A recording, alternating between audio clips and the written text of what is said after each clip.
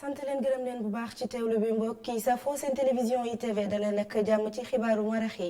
la ca gën a fës bokk na ci kàddu yu njëkk yu Khalifa Ababacar Sall daal di yëkkati fanweeri weer yoo xamante ne nag def na ko ca Karsap Rëbës dellu si wàll na ca dundin ga foofee waaye it li nga xamante ne mooy jubluwaayam ci réew mi loolu lépp daan ko gën a yaatal ci biir xibaar yi fan yi leen nag mbiccoo mbaaloo am ci diggante ñi di cantaku ni génn ko wàll ga soxna Aïda Diallo daal di koy jiite ga ca des nag ki nga xamante ne mooy Serigne Saliou Thioune ci moom la ñu wekku lan la ci lislaam wax wala sax lan moo war a nekk taxawaayu jigéen ci tarixa tontu yi ci biir xibaar yi looloy ponk yu mbokk yi bu ngeen taaxiloo ñu faram fàcce ko.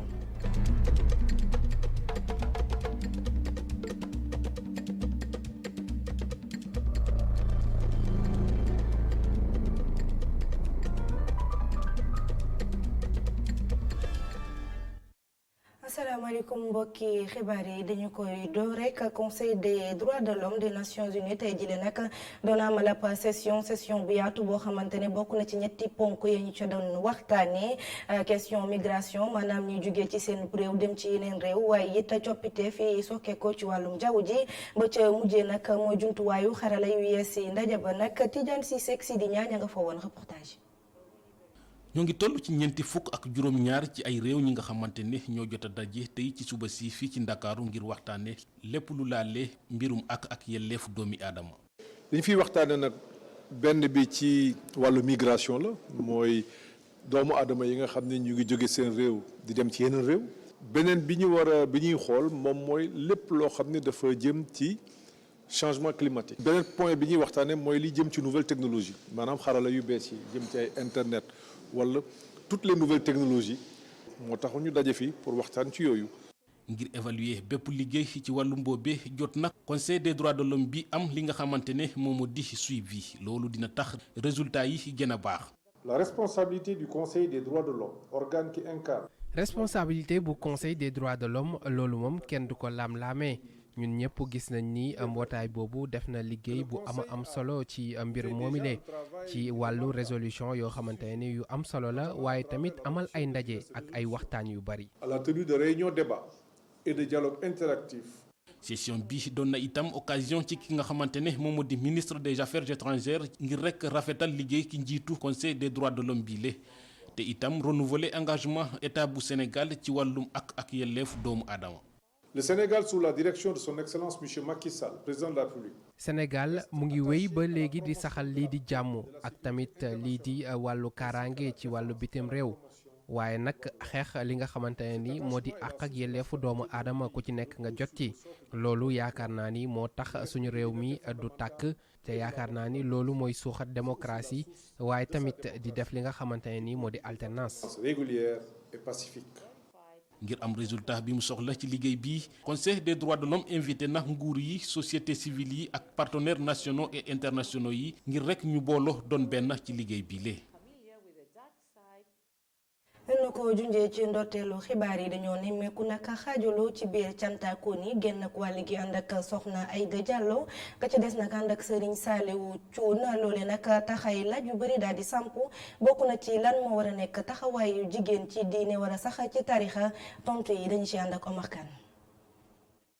l'islam li mu wax leer na nañ jigéen mënul jiite benn yoon mbooloo jullit. bu fekkente ne nag ñu dénk la ay yenn barab ulama yu bëri nee nañu loolu wér na jigéen mun na ko def mun na jiite masalan béréb masalan ñu def ko masalan ñu def la préfet wala ñu def la sous préfet exemple yu mel noonu waaw waaye amma wilayatul am nekk président de la république wala nekk xalifatul muslimin kullihum maanaam nekk président jullit ñëpp ñu ne bu foofaa góor mooy nekk foofu loolu moom principe l'islam. mu bokk xalaat ak imam Mohamed El Habib Ly imam Kanté jàpp ni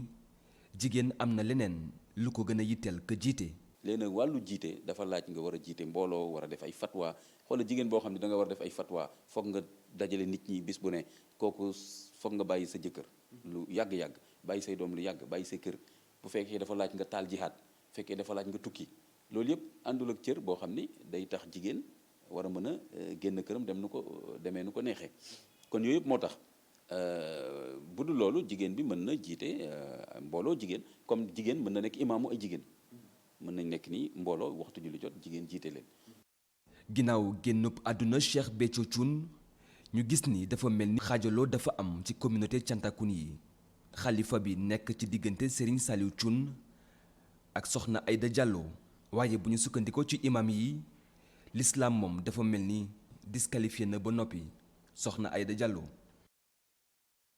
coowal délégation bi teewaloon Sénégal ci Genève daanaka jeex na tàkk ndax ña nga xamante ne ñoo fa demoon wala que jiite woon moom Samba Ndiaye Seck daal di nañ koy dàq waaye it Moustapha Ka nekkoon directeur des droits humains moom it tekki nañu nombal tànkam ba ci kii di Sori Kaba moom nag li nga xamante ne moo tax ñu daal di tekki nombal tànkam bokk na ci ñetteelu mandat bi ñuy lam-laame ne njiitu réew mi da koy amal ak déet mu yëkkati ay kàddu jëmale ci loolu dellu si waat mbir yi na mu tëree ak Cheikh Sall. xibaar bi rot na bi ngoon gi dooree Sori Kaba nekkatu directeur général des Sénégal de l'extérieur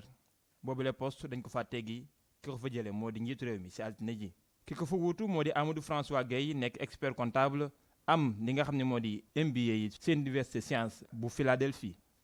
di ak dàq goo xam ne nag def nañ ko ki nga xam ne moo di Sori Kaba ginnaaw bi nga xam ne yëkkati na ay kàddu yoo xamante ni bii moo jëm ci ñetteelu mandat jiitu réew président de la République Macky Sall ki fi nekkoon directeur des Sénégal de l'extérieur ci ministère des affaires étrangères li mu wax moo di ki nga xam ne moo di Macky Sall mu ngi nekk ci mandat bu mujj yooyu lay kàddu nag nga xam ne mu ngi ko yëkkati ci rajo bi nga xam ne moo di RFM jural ko dàq yi nga xam ne dàq nañ ko moom Sori Kaba dafay mel ni yóbbaale na ñeneen ñoo xamante ni bii it ñoo topp ci ginnaawam ginnaaw bi nga xamante ni bii yëkkati na yooyu lay kàddu ki nga xam ne moo di Sori Kaba président de la République jël ab décret jële ko sa poste ba mu nekkoon xel ya xalaat yëpp gët yëpp daal di wëlbatiku ci li nga xam ni moo di ministère de la justice lu bettul kenn Moustapha Ka directeur des droits humains ak Samba Ndiaye Seck mi nga xam ne moo directeur cabinet secrétaire d'État bi nga xam ne moo yor wàllum promotion des droits humains ñoom ñi nga xamante ni bii ñoo teewaloon réewum Sénégal ci ndajeem bi nga xam ne moom la ñu sàmmi àq ak yelleefu doomi aadama ci diwaanu Genève te kàddu yi nga xamante ni bii yëkkati woon nañu ko ci mbirum Karim Wade nga xam ne wax nañu ne nguur gi dàqul seetaat ñi nga xamante ni bii noonu lañ ko attee ñoom ñaan ñëpp ñu jël leen ci poste ba ñu nekkoon ndaxte ki nga xam ne moo di Moustapha Ka dafa yëkkati woon ay kàddu ne nguurug Sénégal du dàq benn yoon xalaat wala joyanti bu baax a baax ni nga xamante ni bii noonu la ñu attee Karim Wade ci kër gi nga xam ne moo di kër yi nga xam ne ñu bëri dañoo jàppoon ne googule attee dëppoo ak sàmmonte ak àq ak yelleefu doomi aadama loolee di kàddu yoo xamante ni bii ministère bi yor wàllum affaires étrangères weddi woon na ko ba tëdd sa naaj wa coowal ñetteelu mandat bi nga xamante ne ñu ngi naan ndax mun naa moom déet ku ci nekk ak noo koy gisee ñi nga xamante ne nag ñoo fare ci nguur gi gis ne coow loolee dañu ko teel a wax képp ndax li des suñu diggante ak jongante njiitu réew yi sori na waaye analyste politique yi ñoom dàquñu benn yoon kii di njiitu réew mi Macky Sall déposé waat ab candidature am ngir am ñetteelu mandat lak lu mu ci munti doon dañu ci ànd ak Alioune Guèye ak Moussa Fall reportage. mu nekk ay kàddu yoo xamante ni daanaka moo lëmbe mouvance présidentielle bi ñetteelu mandat wu Macky Sall bii ñu bëri njortu loolu la gaay di waxtaane ci coalition Benno Bokk Yaakaar waaye kii bokk ci pouvoir bi gisee neneen. dafa ñaaw sax ñu commencé léegi février lañ fal président Macky Sall mu am programme bu leer boo xam ne Sénégalais yi programme bi lañ xooluñu woon ay affaires yi mandat yi fal ko ci. programme boobu mu commencé ko dérouler juróom-ñetti weer ñu commencé di yëngal affaire yi 2024. suñu dégloo ki nga xamante ni xam-xamam dafa màcc ci wàllu politique wax ju bëri ji jaru ko ndax moom njiitu réew mi tëj na constitution bi ba noppi. waaw xam nga ni troisième mandat bu ñu koy wax ci fii parfois sax dafa dem na ba nekk genre feebar. waaw parce que depuis président Wade gis nañu 21 juin am na fi président Macky Sall yaakaar naa ni sax mënuñu wax troisième mandat parce que bokkoon na ci ñu doon xeex troisième mandat kooku benn affaire la. ñaareel bi maintenant mooy moom sax non seulement bokkoon na ci mais ñaareel bi mooy moom moo sooke woon constitution bu bees ci biir constitution bu bees bi mu dugal ci ay anam yi bees yi mooy maanaam léegi kenn mënatul weesu ñaari mandat 5 ans ensuite maintenant. yokku lim bi âge bi ba 70 ans alors à partir de ce moment donc moom l'esprit et la lettre lu ko juriste di waxee moom déjà mënuñu wax ni gan la ci parce que moom moo ko sooke woon. foog président Macky Sall ne man bugg naa beneen mandat waaye président Macky Sall waxul ndax bugg naam bëggul waxu ko léegi bés bu ko waxee ne bugg na beneen mandat conseil constitutionnel ñoom ñoo war a atte kan mooy nekk candidat ak ku dul nekk candidat. ñetteelu mandat daanaka moo lëmbee réewu Afrique yu bëri Ousmane Ba gis ni njiitu réewu africain yi dañoo bëgg nguur. bëgg nguur bi rek mooy maanaam garantir seen départ xam nga tey par exemple boo jëlee Côte d'Ivoire tey nga jël Guinée nga jël Sénégal waaw moo ñu Sénégal sax xaw nañu ko weesu parce que ñoom débat bi xaw na sol tuuti mais c'est parce que tout simplement suñu démocratie moo dëgërul te ensuite dafa mel ni ñun ñu defee politique genre fayantu la. dañuy fayantu dañuy rancunier lu ñu woowee rancunier et cetera or que yaakaar naa ni dafa am fu ñu lu askan bi moom c'est-à-dire réew mi moo nar a ëpp njëriñ nit ñi. ginnaaw bi mu faloo ngir am ñaareelu mandat ñu bëri di waxtaanee lu jëm ci ñetteelu mandat wu Macky Sall njiitu réew mi ndax dina représenté waat ci atum 2024 bis yi ñu jëm dinañ ci am lu ñu leex. li ci kanam raw li bët nu ko junjee nag ci ndorteelu xibaar yi Khalifa Ababacar Sall janoon nag taskatu xibaar yi nekk ay kàddoom yu njëkk fanweeri weer yu mu def ca kasub Rëbës moom nag dellu si waat na ca la mu dund foofu waaye it ma ngi sant yàlla bu baax di gërëm ñi nga xamante ne ñooy ay jegeñaale ma kay farandawam ba ñu jàppee ba tey bàyyiwuñu benn yoon yemu ci moom Khalifa Sall daal dinay poussé ci jubluwaayam ci réew mi ama goo xabeex ñaa si di ñaa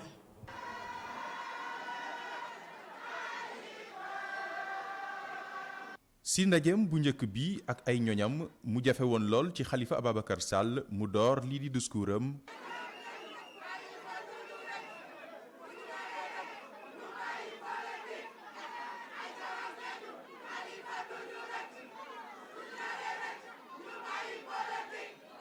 ginnaaw diir gu yàgg Khalifa Sall jël kàddu gi di njukkal ak di feddali yéeneen jëm ci ay mbébétam. sant di gërëm suñu kilifa yépp kilifa diine kilifa aada wayjur mbokk xarit am di jàmm képp koo xam ne rek lii nga xam ne yàlla tegoon nañu ko amoon nga ci ñeewantal amoon nga ci xel bu tooy amoon nga ci xol bu naqadi ma ni kooku ba mu jaral la ngay ñaan ak dox ak wax ma ni ku nekk ci ñoom ku nekk ci sa tur ak sa sant ñoo ngi laa gërëm di la sant jigéen yeeg xale yi nag raw ci yéen kenn mënu leen ko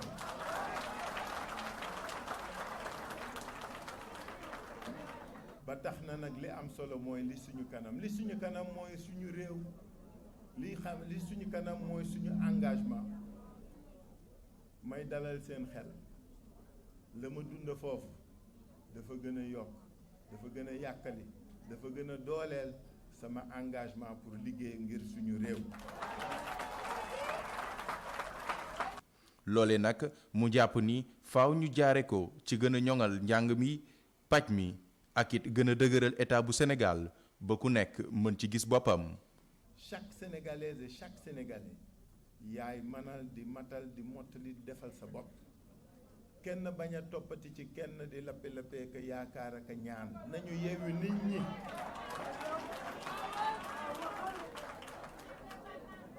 li koy def jàng la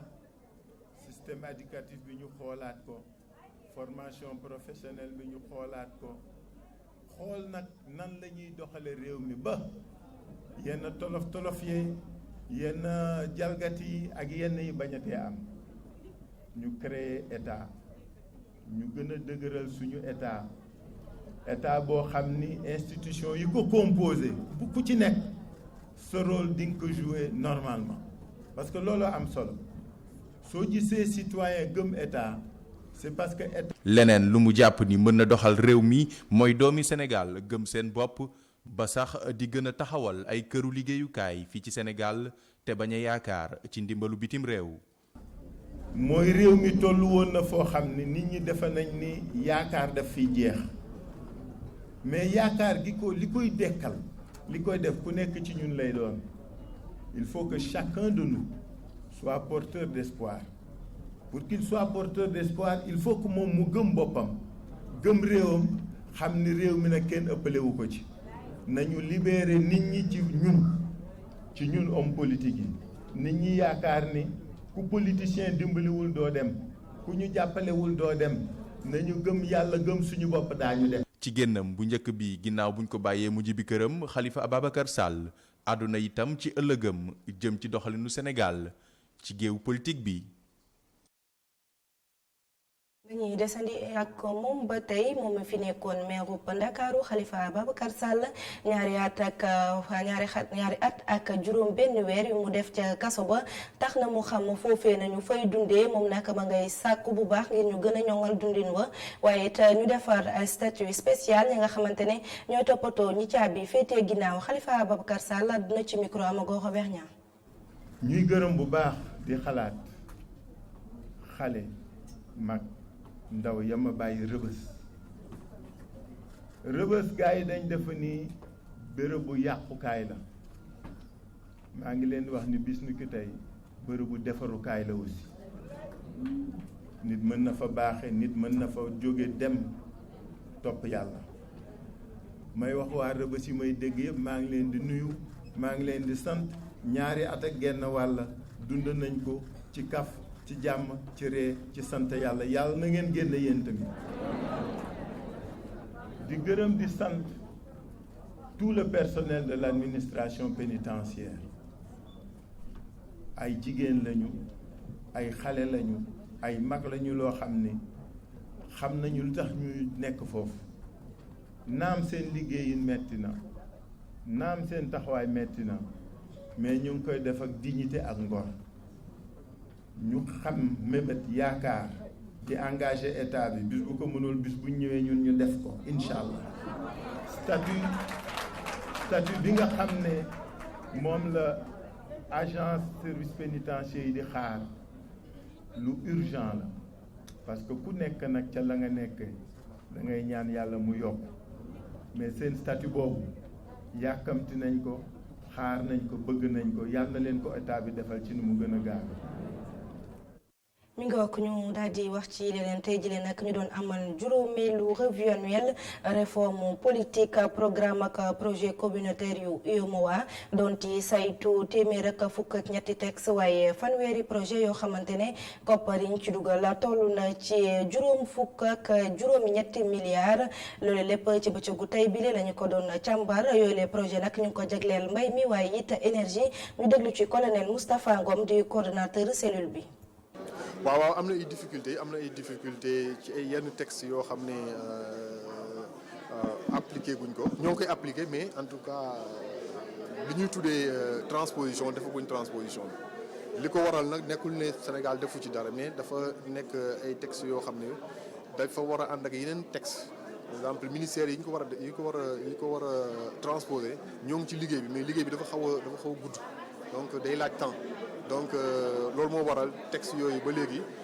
Sénégal am na ci ay retard mooy texte yi dem ci affaire concurrence ak affaire libre circulation profession libérale yi soo jëlee affaire médecin yeeg affaire architecte yi affaire yooyu texte yi yu bëri daanaka moom ci phase bu mujj bi c'est-à-dire que dem bind nañ ko yóbbu nañ ko ci secrétariat général du gouvernement bañ valider ko foofu léegi li des rek mooy génne ko donc. ñu wax ci wàllum dem ngeeg dikk gi ak liggéeykat yu aftu yi ñoom nag tey dañoo xëy banque seen yoxo juróom ci ay ligne daanaka benn demul benn dikkul la ñuy sàkku nag mooy ñu wutal leen ab terminus rawatina ca jàmmulaay terminus bu mucc ayib set am kaaraange waaye ci seen liggéey ñu gën leen cee jox gëdd ñu déglu ci secrétaire général bu aftu àdduna ci micro Mamadou Sissoko. ku nekk xam na ne aftu conditions yi ñuy liggéeyee metti na baaxul waaye malgré loolu liggéeykat yi ñu ngi koy muñ. di liggéey di soox ndax bañ a toog bañ a tëdd si kër yi mais dafa am loo xam ne nag dafa ëpp parce que mënoo nekk ne da nga yore société transport ñu jox la bus bu toll nii amoo terminus boo xam ne boo ñëwee gaare fa mën a toog noppal sa yaram ba sa départ jot nga dem bu fekkee soxla nga sa bopp parce que nit ki nit la boo xëyee 5 heures du matin ba guddi am nga ay besoins naturels mais pour même nga tuur ndox problème lay doon si taatu mur yi ngay def fa ñu amoon muy terminus bañ fa gaare woon am sax foo xam ne si booru plage bi la xëy na nit ki waroon na fa mën a làqu loolu yëpp pour bugg a liggéey ñu xëy mairie Parcelles ak mairie Yoff xaw ma lu ñuy xëccoo si ay recette ku nekk ne suñ ko respecté wul continuer la lutte jusqu'à ce que ñu arrêté réseau AFTU Dakar yi benn ligne dootul daw. ñu desandi ba tey ci wàllum dem gékk dikki gékk jafe-jafe yi nga xamante ne askan wi ñu koy dund rawatina askan wi nga xamante ne dañuy toog ci arrêt yi di xaar bus Dakar dem dikk yi nga xamante ne léeg-léeg di nga toog fanweeri simili jàpp waxtu sax di leen xaar ñu ne loolee nag foofu rek ñu xoolaat doxalin bi ndax ñoom lu ko may li leen di gaañ ci lu ëpp ci ñoom lay daal di jugee Mamadou Cissokho Cheikhou Gueye. gannaaw fanweeri simili muy xaar. waa ji mujj na am busam ngir dellu gàddaay ab xaar bu yàgg bu mun sax egg ay waxtu. dafa gudd naa fi lu mat 1 heure de temps di xaar 400 bi waaw pour dem aéroport. 8 bi lay xaar léeg-léeg nga def plus de 1 heure de temps de waaw léeg-léeg nga def plus de 1 heure de temps léeg-léeg ñu ñëw sax fees daal duñ taxaw dañuy romb la bàyyi la fi quoi. moom am na retard yu bëri moom. bon doo ko mën a estimer mais da nga yàgg daal ci arrêt yi quoi. ñi di jëfandikoo bus Dakar dem dikk yi ñu ngi ñaawlu temps bi ngay xaar ngir am bus. su ma sañoon daal gars yi dañ gën a xoolaat seen liggéey quoi parce que ñun ay doomi Sénégal la yaakaar naa Sénégal war na dépasser situation yi quoi le fait que nga génn taxaw si arrêt di fa taxaw plus de 1 heure de temps. peut-être bii si seen ñàkk doy moo waral loolu quoi mais mënoon nan aussi chaque 20 minutes wala chaque 30 minutes bii si ñëw parce que aussi si ni ñëw si dañu yàkkamti quoi. waaye jëfandiku bi di comparer li mu jot a nemmeeku Sénégal par rapport ak li mu dund Europe ci wàllu transport. parce que man nekkuma fi woon. damaa ñëw pour dem aéroport pour jëli sama passeport ak quelques bagages. Europe moom chaque 8 minutes bis dina ñëw gaare chaque 8 minutes bis dina ñëw gaare quoi bis yi nga def xam ne ñoo def transport public. bu ñu sañoon daal moom même bu meloon ni Europe itam ñu gën a améliorer situation bi tuuti quoi ba nga population bi dinañ gis seen bopp transport public bi. am yaakaar ñu andi coppite ci wàllub transport balaa boobu waaye jëfandiku yi di jël yeneen i woto buñ leen woowee waa Dakar dem dikk nee nañ dinañ ci wax ci fan yu néew. ñu wutali ca Kolda wax ci wàllum sàmm mi gis nañ ne nag foofee sàmm mi moom ngi dox bu baax gannaaw ba ca nguur gi dugalee loxoom rawatina nag meew bi nga xamante ne dañu koy soppat ñi di ko jaayaat mbir yi nag foofee ñoom ñi sàmmkat yi ñu ngi ciy gis seen bopp Seydou Diatta reportage. rat nag yi dem na ba nekkatul dong jëf ji tax nit ki am meew daanaka dem na ba toftalu ci aada ak cosaan fii ci diwaanu Fuladu. amoon na ay jamono gis sàmmkat yi di tuur meew mi ndax ñàkk client wala dencukaay yomboon na lool waaye tey jii daanaka jumtukaay yu ñuy duppe pasteurisateur tax na ba loolu yépp a dakk. depuis juin 2003 laa commencé di woyal sow ak ñaari fukki litre laa démarré par ñeenti waxtu laa doon liggéey pour ma am sow bi ma pasteuriser ma seddal ko ba mu sedd ma ensemencé ko denc ko léegi nag avec machine bi lu yàgga 1 heure de temps la wax benn waxtu la. 30 minutes bi pour nga pasteuriser 30 minutes bi pour nga seddal ko ba mu sedd nga ensemencé ko. su dee wàllum transformation ak conservation bi jot na am saafara ndax pasteurisateur yu lombee gox bi jot ci meew mi ci noor moom daanaka jafe-jafe la ba tey gàllankoor bu ci njëkk mooy ñàkk ñax mu tooy. ni nawet am nañu meew bi gaa mën nañu ko liggéey gaa mais écoulement bi jaay bi dafa jafe parce que ñëpp am nañu meew. ci noor bi. nit man nga ko saaga mu jënd sa sow mais nag pour am meew bi problème bu mag la moo tax il faut accompagnement bi am ci dundu nag bi ci wirgu yaram nag bi ak fu ñu nag bi naan. ci at yu mujj yi nguuru Sénégal dugal na yoxom bu baax a baax ci wàllum càmm gi jaarale ko ci projet bi di PDRS ginnaaw ndimbal lii di Banque africaine de développement muy ay jéego yi ñu namm dooleel ngir mën ci sukkandiku pour dooleel koom bi ci douane bi. projet bi léegi mu jeex. waaye lépp lu ñu waroon def ci biir région bi daanaka bu dee 100 la def nañu tey 90 yi te am na presque at moo des donc loolu lu am solo la te li gën a am solo tamit mooy que lépp lu ñu def population yi maanaam ñi nga xam ne ñoom ñooy bénéficiaires yi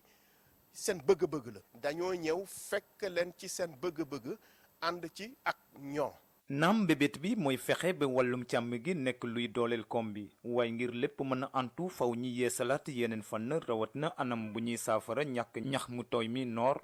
ak xeex lii di daay gi. mi ngi wax xibaaru marax yi fii lay daal di yem 19h45 Mamadou Ibra Kane dina ñëw indi leen xibaar yi ci kàllaamay nasaraan laata boobu nag ñu bàyyi leen nag xibaar yu tukkee ci jaww ji jaa ngeen jëf wasalaam.